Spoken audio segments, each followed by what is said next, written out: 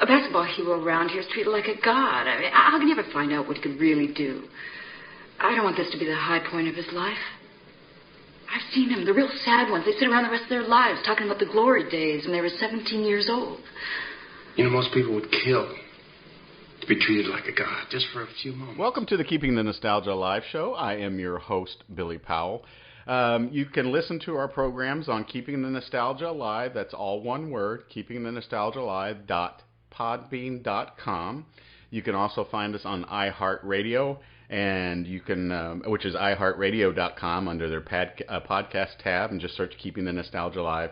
And of course, we're on several different platforms across the internet world. But we have over 180 programs that you can download, listen to at your convenience. I mean, we've got athletes, coaches, entertainers, musicians, artists. I mean, we've kind of branched out a little bit of everywhere, but most of our goodies are about basketball. And every one of my interviews I have like 6 degrees of separation.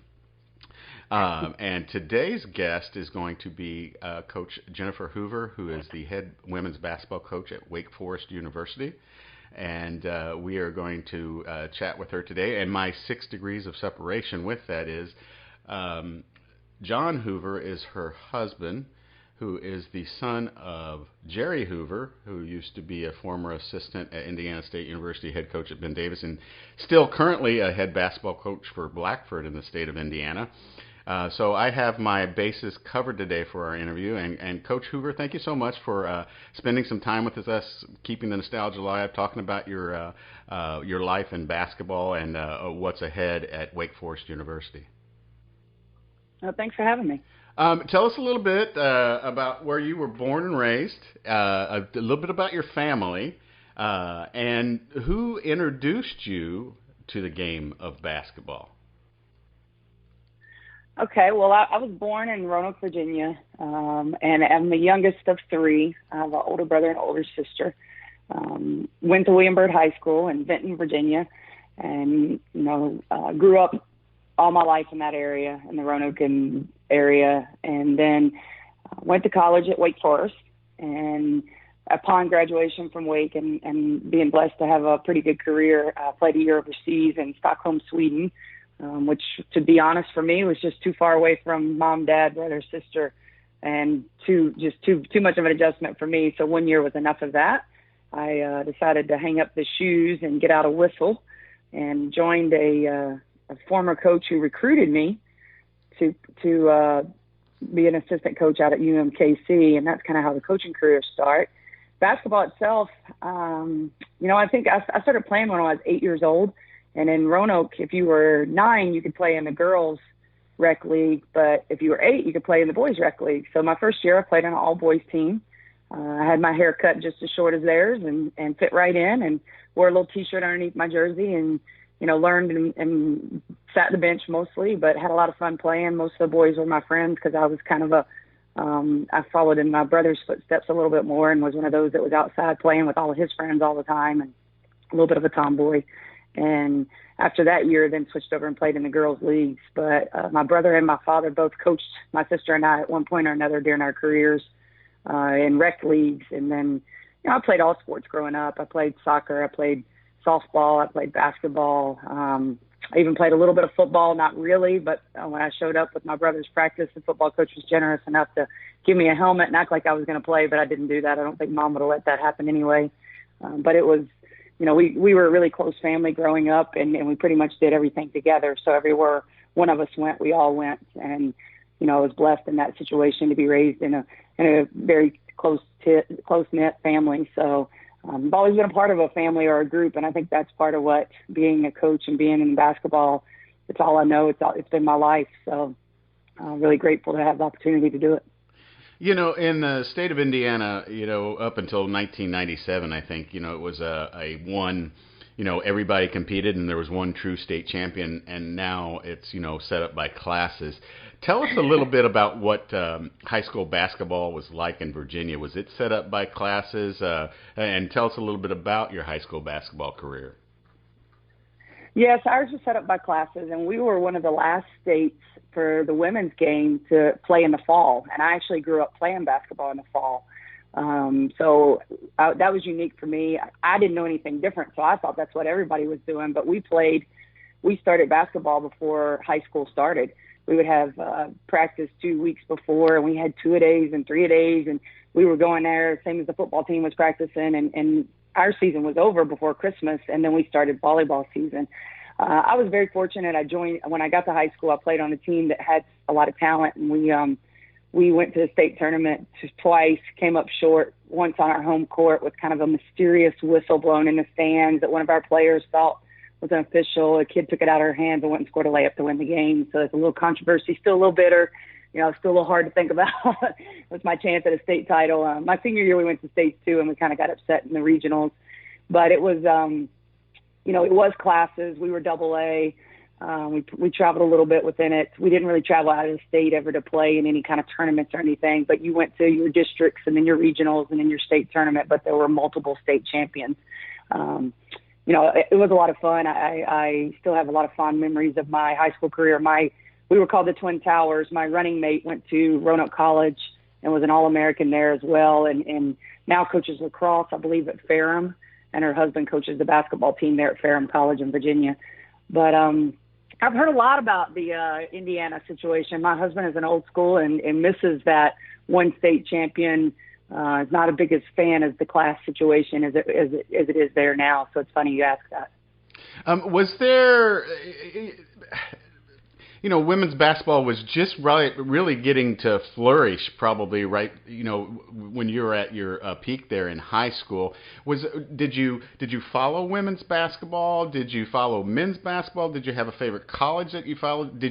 When you were out shooting on your hoop or playing ball, was there a player that you emulated or that you enjoyed watching, or was it just what, I'm just going to make it about what I have to work with and what I'm doing and myself? Well, I loved all sports, and our family was the same. My brother was a football player and a wrestler. My sister played basketball and volleyball with me.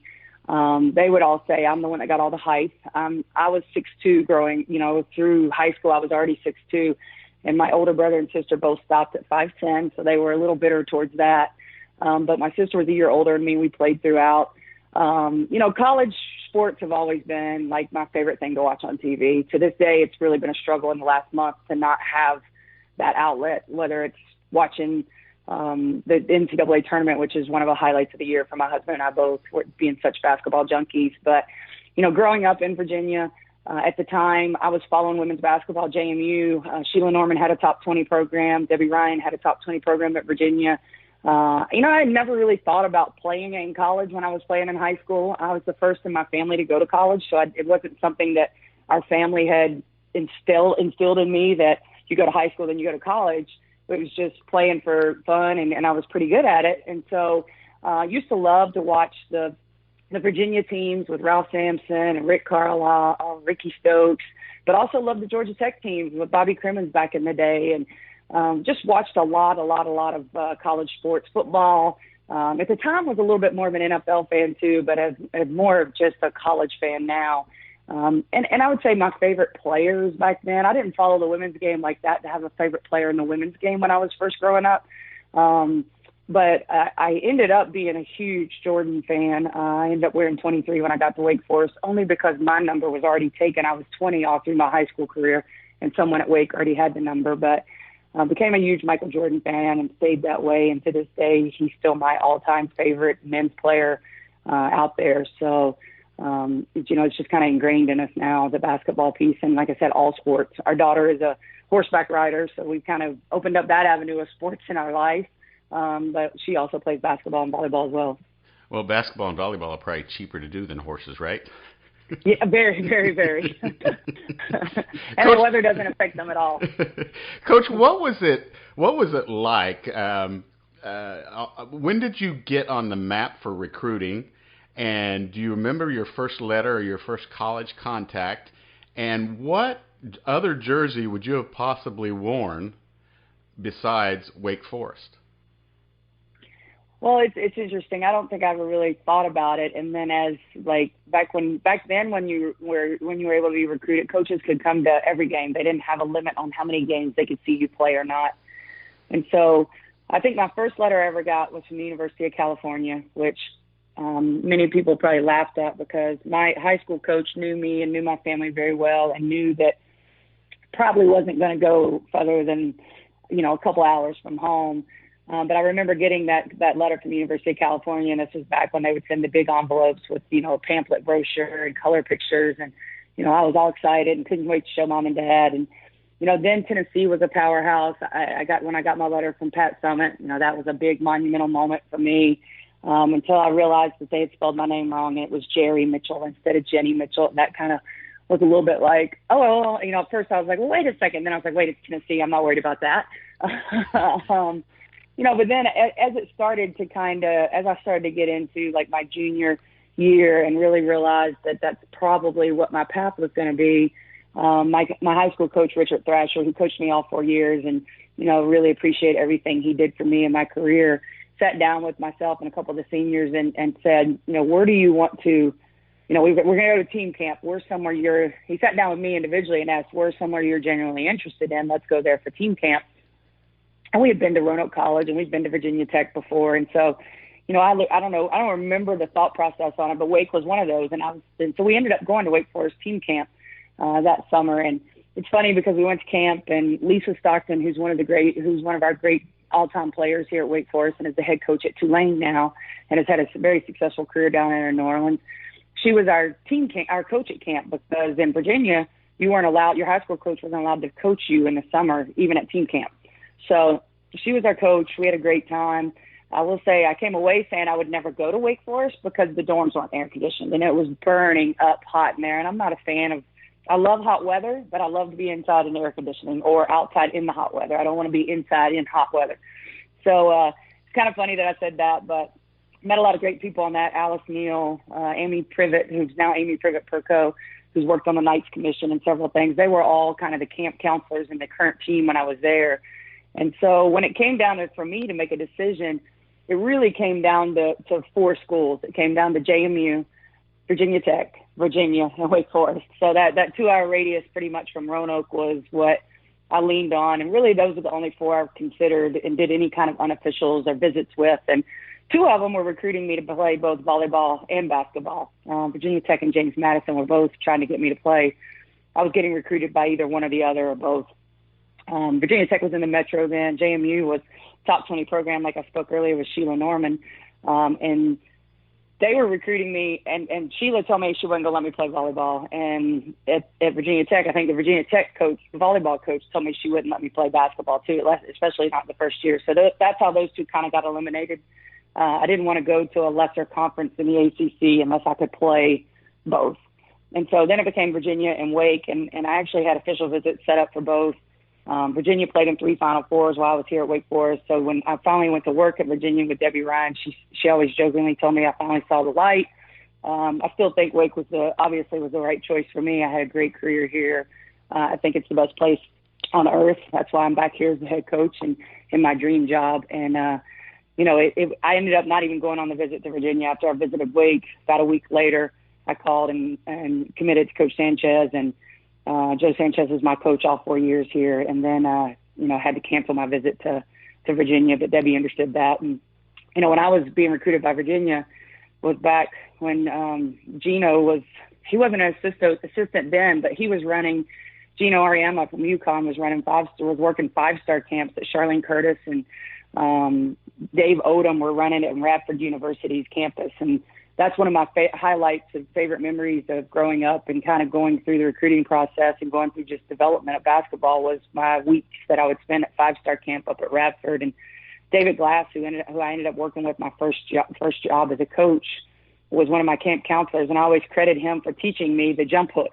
And that's how I scored a lot of my points in college. I had a left and a right-hand jump hook that was pretty much unblockable and unstoppable if I was, once I learned how to use it after my freshman year. And, and it's kind of unique, when you look back at some of the people that I had a chance to kind of interact with and be involved with and where their careers have gone now, I just feel really, really blessed. So, Coach, growing up, And I've struggled with this question. There's a song called "Walk a Mile in My Shoes."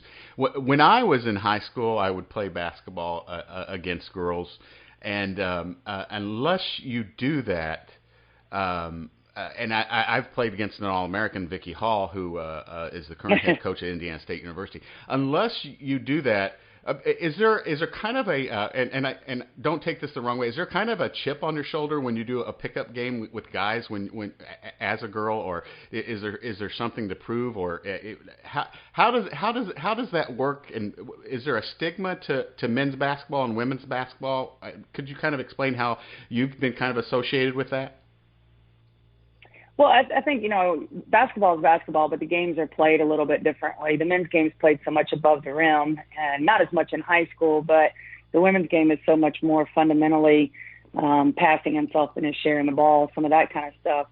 For me, I always thought it, and I think our kids do a great job of it as well. It's great to play against guys. I ended up playing, once I finished playing and came back home, I played in a co-ed church league that our church had to ask permission for me to even get in and play. And of course, the other churches were like, sure, we don't care if a girl plays in this league. Like, I don't think they even thought anything about it. Well, then after we got into it and they saw who I was and what I could do, there came a little bit more rumblings then, a lot more competitive about, oh, well, wait a second now. But, very accepting. And I think it's just a matter of, when you're playing those, what kind of guys are you playing with? Are they out there to really prove something or not? And, we here at Wake Forest and most places I've been a coach throughout the years rely on men's scout teams to practice against every day. I just think it helps our players understand bigger, stronger, faster. It helps us get a little more toughness to us and that kind of stuff. So I definitely think when you're a female out there trying to show that the game you're as equally as good, there's a difference in that still between the men's and the women's. So. It's a lot of fun, though. I think most guys, like our scout team, it takes a certain kind of guy to play on your scout teams because they have to understand they're not out there trying to make the men's basketball team every day.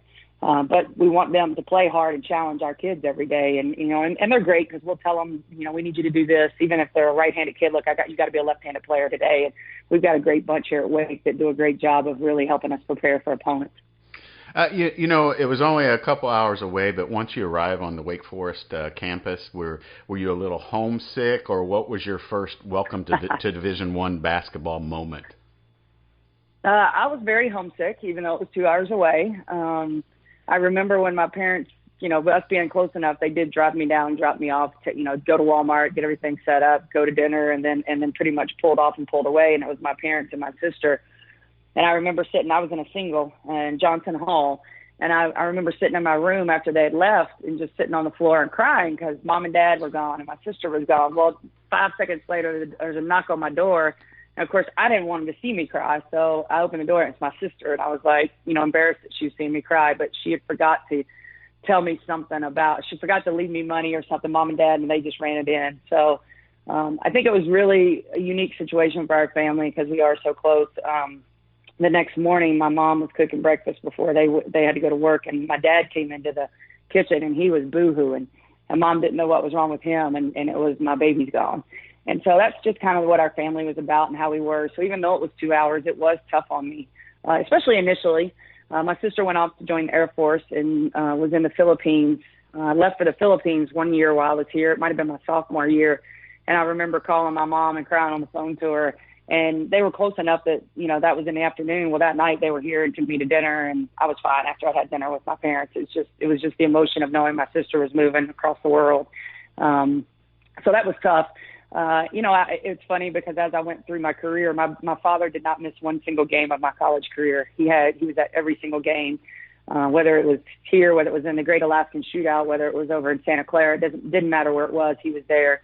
My mom only missed a handful. She worked for Row Furniture there in Salem and didn't have quite the flexibility. My dad, who worked for Norfolk and Southern for 30-plus years and had plenty of time, he could take off and travel the world with us a little bit. So, I ended up figuring it out and getting through that. And then I think most people were shocked when they knew I was going to try to play overseas because they just knew how close and how hard that was on me initially. And I will say that the first flight I ever took to Sweden was probably the longest flight I've ever been on. And I don't know if I probably cried the entire flight, I know multiple flight attendants came by to ask if I was okay, if there anything they could do. I talked to my mom 5 times the first day I was there. And then a month later, after I kind of figured it out and figured out that I could do this on my own. And I always say that was probably one of the biggest monumental moments, years of my life, because it made me kind of grow up and realize I don't have to have my parents come and have dinner with me. I can call them and they're fine and I'm fine and that kind of thing. And so that was part of that for me. But, the 2-hour distance was all it was going to make it for me. So. What, in playing in the ACC, did you have any, wow, I can't believe I'm playing Division I women's basketball? Well, and I think when I first got to Wake, I was fortunate. I came into a team that had some really good seniors and had a young lady, Lisa Dodd, that was about an inch taller than me, and she was from California, New York. She was in California now, but she was tough to play against. My roommate from college, Sarah White, was a kid that came in from Indiana that was 6'2", same kind of, we came in as freshmen together, and she was a really physical kind of, made me a lot tougher as a player. But I think the big moment was when we went down to play at Georgia Tech, and they had a kid named Dolores Boots who was 6'8", something like that, and one of the first times I went to shoot it, she swatted it. And so I quickly learned that jump hook that Coach Glass had taught me back at 5-star. I needed to kind of master that as I was going to continue to play in the league and play. I was mostly a back to the basket player, and then I really took a lot of pride in outrunning other post players and getting transition baskets. So that was definitely a wake up call there, though, because in high school I very rarely got blocked. I was one of the taller players on the court, and just really valued playing really extremely hard and just giving it up. I was one of those kids that dove on the floor. If there was any chance we could get a ball, I was going to dive on the floor, much to my mom's probably chagrin, because she probably would have preferred that I would save my knees and elbows and some of that a little bit, and my coach, but it all worked out. Was it during your college basketball career? When did that light go off on the top of your head? I think I would like to coach the game.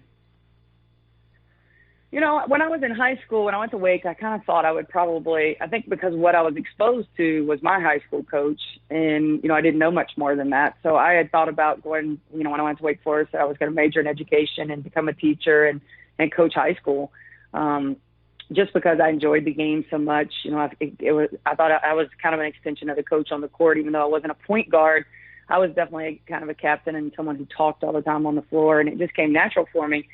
And so when I got to Wake and then kind of realized, I don't know that education is where I wanted to necessarily go, I kind of got to be exposed to what, I had a great relationship with my assistant coaches, my head coach, and I got to see kind of the way they interacted, how they were able to still have families and kind of combine both. And now they weren't in a classroom teaching. Their classroom was practice and watching film and meeting with players. And so I think that's when it first kind of dawned on me that that's what I would eventually like to do. I knew I wanted to play as long as I could. And at the time, the WNBA was not an option. The only option was to go overseas. And so when, I definitely wanted to do that and say I did it and I had an opportunity and was good enough and that kind of thing. And that was a little bit of just acknowledgement, knowing that I could do it. And still very thankful for that. I still have some great relationships I ended up living with a family while I was there, which kind of saved me. And just a great experience. But when I came back from playing, I knew that was the path I wanted to take with coaching. I wasn't sure how to get into it exactly. I spent a year traveling with a group called Athletes in Action that is, a faith-based basketball team. It uses sports to kind of be able to witness to others and work in communities and that kind of stuff. And they were doing a college tour as exhibition games back then because, we were, as colleges, they were struggling. You were playing international teams or lower level teams. And so we did about an 18-team bus tour with an elite level of squad that we had a blast. We lost one game. We lost to Cheryl Swoop's Texas Tech team, and that was the year they won the national championship. But had a blast doing that with both the teammates and just the experience of being on a team again and traveling by bus. I mean, we drove across to Tennessee, across the mountains on a bus, and one night in some snow that was a little bit of a, definitely a faith-based trip there. But and then I actually had a privilege to go to Australia with that same group. It was a little bit different team because roster-wise, who was already working or moved on or done something. But in the spring of that year, we took a 2-week trip to Australia. We trained down in Atlanta for a little bit of time, and then after that, And I was working at Row Furniture where my mom worked, kind of just part-time. And when I wasn't traveling with those guys, I was able to work there and data entry / some other things, and knew right then and there that was not going to be what I wanted to do. I did not want to sit behind a desk. I didn't want to, be behind a phone all the time, just sitting at a desk. And so I went to Richmond to the Final Four with Sarah, my roommate from college, who was coaching at the time. She was an assistant at Louisville with Bud Childers, and she said, "Well, come on up and stay with me." And so I came. I went up there, stayed in the hotel with her. Got exposed to a Final Four. That was the one where Charlotte Smith hit the game winner for Carolina to beat Louisiana Tech. And ran into Coach Glass while I was there, who had recruited me extremely hard to VCU at the time. I knew I wasn't going to go there, even though it was close enough. It wasn't kind of the college campus atmosphere I was looking for. But he was, again, the guy who taught me my jump hook and worked with me at 5 Stars. And he had asked me, what are you doing? And I was like, well, I just got back from playing overseas and doing Athletes in Action, and I think I want to get in coaching. And he was like, oh, okay. Well, about a month later, he called because his GA had moved on, and he had a graduate assistant spot at University of Missouri, Kansas City. So I took the job on the phone, and my parents loaded the car up and loaded me up a couple months later, and I moved to Kansas City for my first coaching job, and spent 2 years there. So. Was that the Kangaroos? Yep, the Roos. Wait, did you live on the Missouri side, or did you live on the Kansas side? I lived really close to campus. I actually rented a kind of attic top floor apartment in an A-frame house almost. And it was funny because when I found it over the internet, and then when I went there, the lady looked at me like, I don't know if this will work for you because you're so tall. You're only going to be able to walk in the middle of the room. And I was like, it's perfect, because I didn't need much. It was just me by myself. I didn't have a lot. And it was like the campus was on. It was like 10 blocks away from campus, and I had a car that I got when I got back from playing overseas. I had a little hot red Mustang. I thought I had arrived. I was all excited about my little red Mustang. And so when it snowed, it was a struggle for me, but luckily it was a straight shot because I don't drive in it. So, but yeah, it was pretty close. It was nice. I loved the Country Club Plaza. Really enjoyed kind of that. And by then I was fine. I didn't get homesick in that situation at all.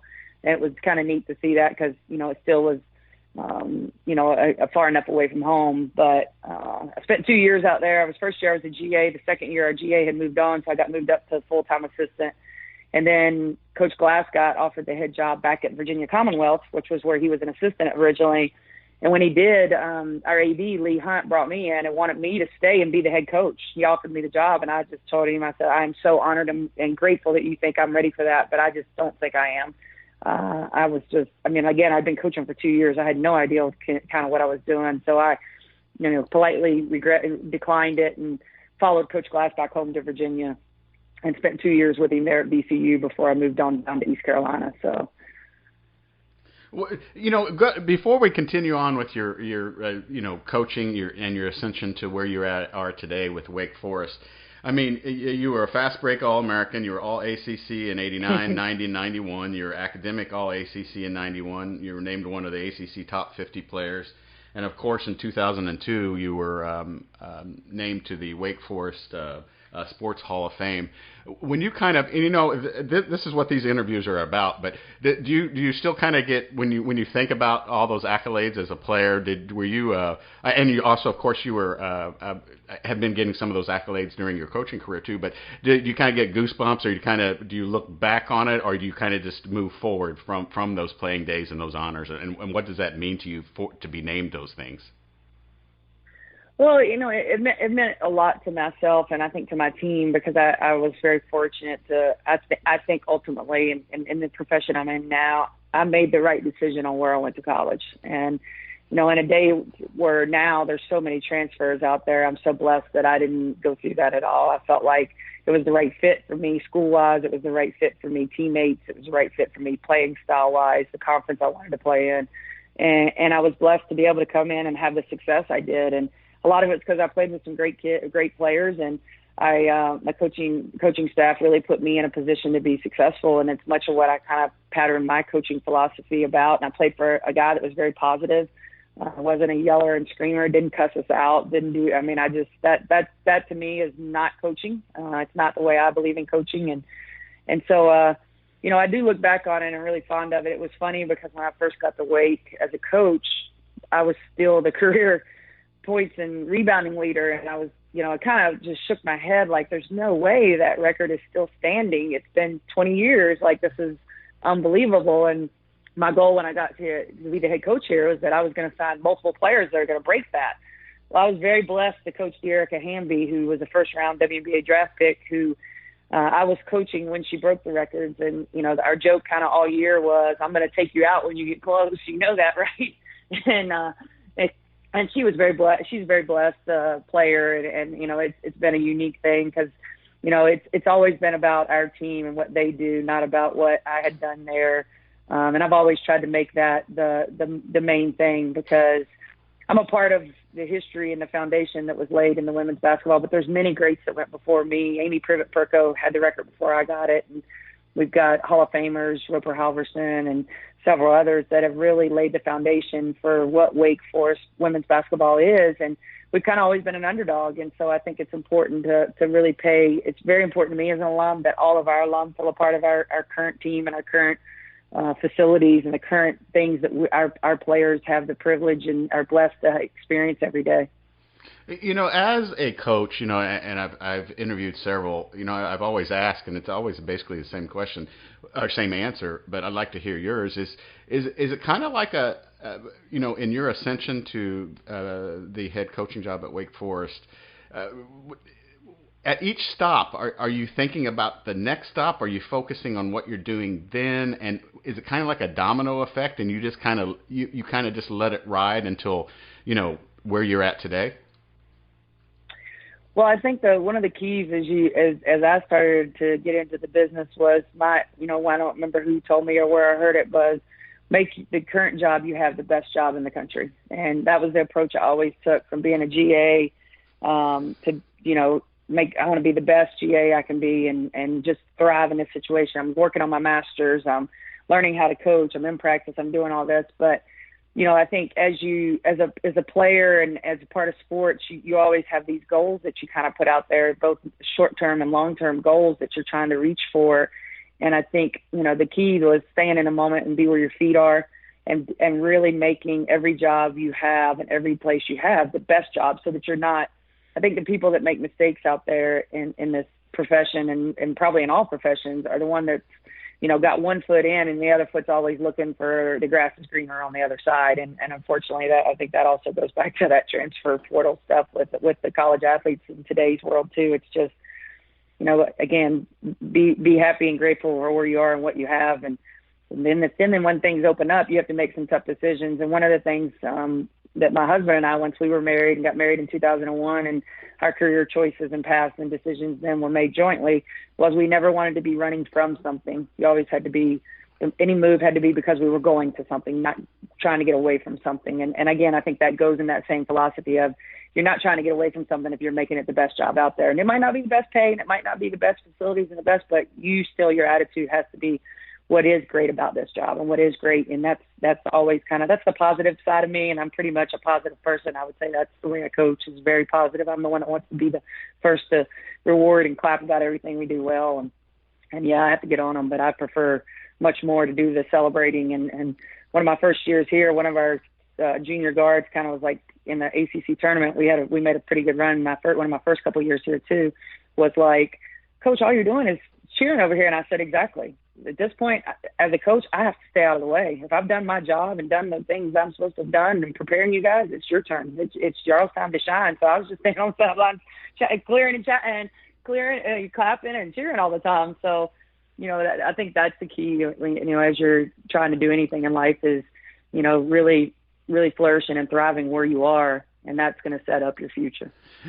Take us to that path of when you get named to the head coaching position that you're in now. And what did that mean to you? Were you kind of on cloud nine for a little while? Are you still on cloud nine? And just give us an idea of what it meant to go back to Wake Forest, the place where you have so many accolades and now you're the head basketball coach. What was that like getting there? What was the process of getting the head coaching job? Well, it was a long process, when I started coaching and had been in a lot of great places and had a chance to work for a lot of great mentors, some of the best in the game, and Debbie Ryan and Joanne Boyle. It took me, I think we talk about this all the time. It took me 20 some years to get my first head coaching job. I'd interviewed for several others. Radford University was one I interviewed for, Charleston Southern, Austin P. I'd interviewed a couple times, three or four times for a head coaching position, a couple phone interviews, but had not had the opportunity to get offered one of them. And, knew that my time would come if I just kept grinding and doing the right things. And again, kept looking at being the best I could be at where I was. And, coming out of Cal in what was probably one of the hardest years of my life, we lost my father in March of 2011 to lung cancer. And it actually happened that I was, he and my mother were with us in California because I have their only grandchild, Maggie, my daughter, who turned 14 this past Saturday. It's the only grandchild on that side of the family. So he passed away out there, and Mom waited to do a memorial service in April. So Maggie and I had flown back and were over here for a week to spend with them. We always tied it in with some recruiting so that she just came with me. And when I was here, the High Point AD had offered to interview me for the job at High Point, Craig Kylitz, and he was a Wake Forest guy. He had some background being at Wake Forest in administration for a while, and interviewed with him, fell in love with that campus. It was beautiful. Had never been there before. The day Maggie and I were supposed to leave, he had called the night before and asked if I could be there to meet with him the next morning. And I was like, well, sure, absolutely. We were still in Roanoke, so I drove down to High Point. He offers me the job, and before I know it, I'm calling my husband, telling him we're not coming back to California. And he's saying, what? What do you mean you're not coming back? And I was like, well, I got offered the job. And he goes, well, so come back and we'll drive cross country, because we drove across country when we moved out there because we had a Mastiff dog named Buckus who was 125 pounds that we couldn't imagine putting on an airplane. And I was like, well, honey, I don't think you want our 5-year-old driving across country on the way back. She was 2 when we went out. She was pretty easy. She was easy to drive, and he was easy too. And so long story short, my daughter and I never went back. My husband had to pack our house up in California, and he drove cross country in a U-Haul with our Mastiff in the front seat with him, which was quite entertaining to me because Buckus was a great dog, but he had a little stranger danger in him. So he slept in the cab at night. And I think he got here in about 3 days. I told him I need a picture when y'all get here, so because I had no idea he'd done it and moved us that fast. But long story short, we had a great year there. I inherited some great players. Cheyenne Parker, who plays in the WNBA, was a draft pick. Aaron Reynolds and Shamia Brown. I had a point guard, a center, and a really probably our best player. Shamia Brown was an undersized 4 player that were really great players in that Big South. And when the year ended and we finished second in the league and went to the NIT. When the year ended, I was like, man, this is awesome. We'd bought a house. We kind of had decided this was where we were going to be. And then in May or in April, I get a text from a friend saying, did you see Wake Forest? And I was like, I don't know what you're talking about. And I remember I was at Panera over in Greensboro, and I was like, and so then, of course, you go on the internet and start surfing, and they had announced Mike Peterson had stepped down, and I was like, oh, my gosh. It's kind of like what I do, because it had been and was always my dream job. And so I called my AD, Craig, because, again, he had Wake Forest ties, and as soon as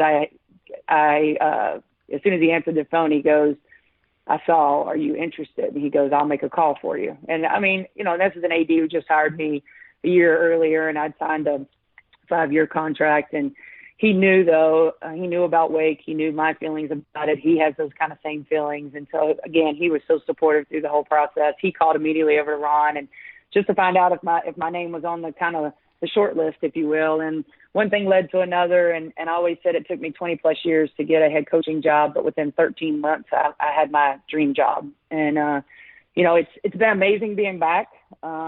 People always ask what's changed.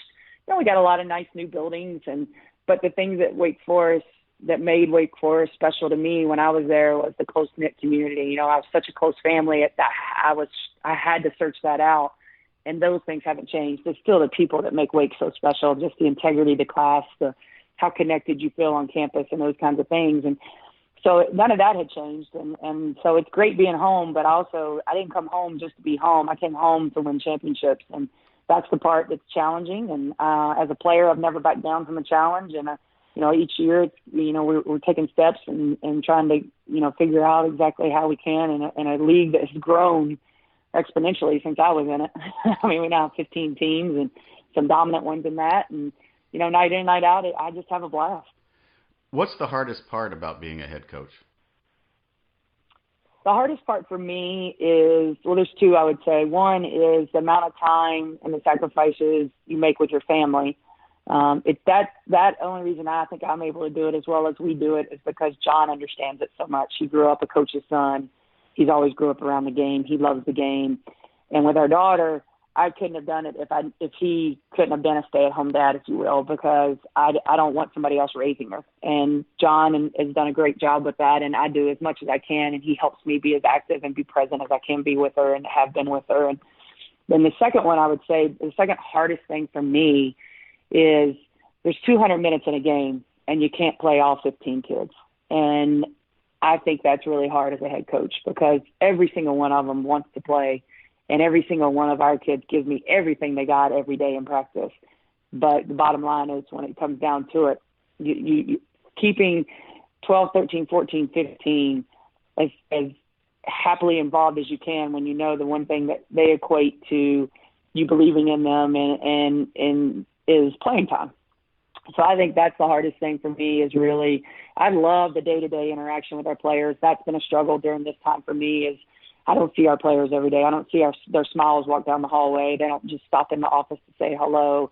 They're not in the gym, getting shots up, and we can just walk in the gym and see them. And, that day-to-day interaction and watching the impact that they have on my life as well as hopefully the positive impact I'm having on their lives, not only on the court but off the court as well. So, how many times has Coach Hoover been tossed? I've never been tossed. I get one technical a year.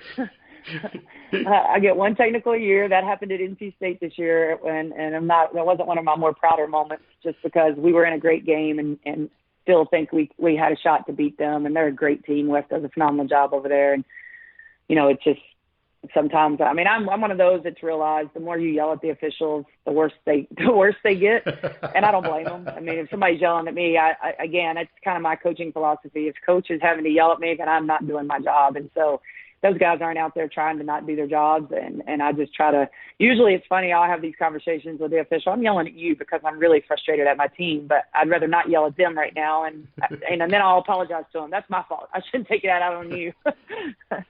Coach Hoover, how do you go into a prospective player's home and sell Wake Forest? Well, we really sell kind of three different things. First of all, that we want them to come join our family, that we're more than a team. And I think that's a word that's used a lot now and almost overused. But when people get to know me and find out what family means to me, they understand what that really is. We sell the overall. I mean, Wake, you've got a beautiful campus. You have the highest academics and the highest athletics. So you have a combination of all. We want to build leaders. We want to win championships.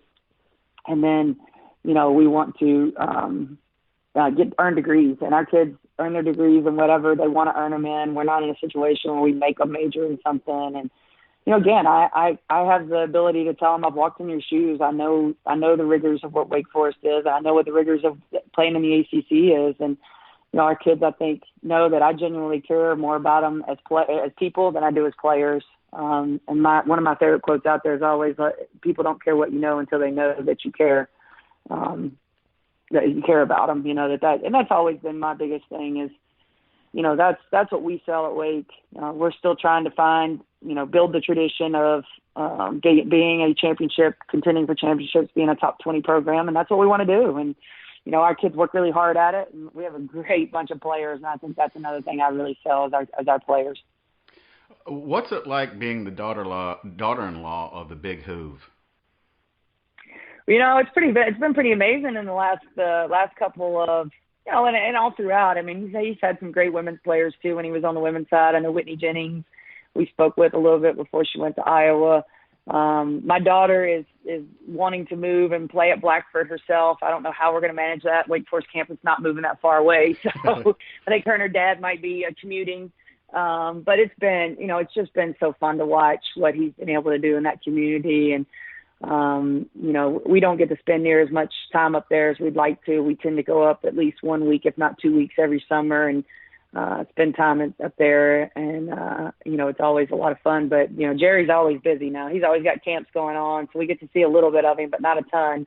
But, it's been an honor to be, he's one of the legends out there. His Hall of Fame speech I thought was phenomenal, and I didn't get to go to it because of practices and everything else, but John obviously went, and, we're really proud of him, that's for sure. If we could all be doing what he's doing at his age with the passion that he has, I guess we'd be extremely lucky, wouldn't we? Oh, absolutely. Yeah. What we're having this interview during the world crisis with the coronavirus. What has that done to basketball teams? How are you guys handling it? How's that with recruiting? Do you have meetings with your team daily? I mean, how did that affect this season? I don't know at what point you guys were. Was the ACC tournament already over? Give us a little bit of rundown of what this pandemic has done to basketball. It's been tough. Obviously we all understand and think the decisions that have been made were the right decisions, but that doesn't make it any easier on your team or us as coaches or even just our fans. We were in a situation where we had a great run in Greensboro, and, we finished, our last game we weren't real excited about. We ran out of gas and got kind of blown off the floor by Florida State in the quarterfinals, but we had beat North Carolina in the first round, and then we had upset Virginia Tech in the second round. And for me, that's nothing sweeter than beating those two Virginia schools when I can. And such a monumental game, that was huge for us. And then, we had such an excitement kind of that week, and we had let our kids, we were on spring break the next week, so we let our team go home and told them be back Wednesday. We'll have practice on Thursday for the NIT. We knew we would more than likely get an NIT bid, and that was something this team really wanted to get back to postseason, and they wanted to go to the NCAA, but we knew that was going to be a tough call. We were going to have to win the ACC tournament for that, and I think we went in with that mission. But that's, you got to play 5 games in 5 days if you don't finish above the 10th spot. So we brought them back, and by then my husband and I had gone to the men's ACC tournament. And the first day our men's team played, and had a great time there, and stuff was starting to rumble and even worse. And then the next day my husband went back, and then the next day was the day they canceled the tournament. And Thursday we got our team together. They were coming in for practice, but we brought them in and fed them lunch and had a meeting. And our new AD John Curry has just been phenomenal.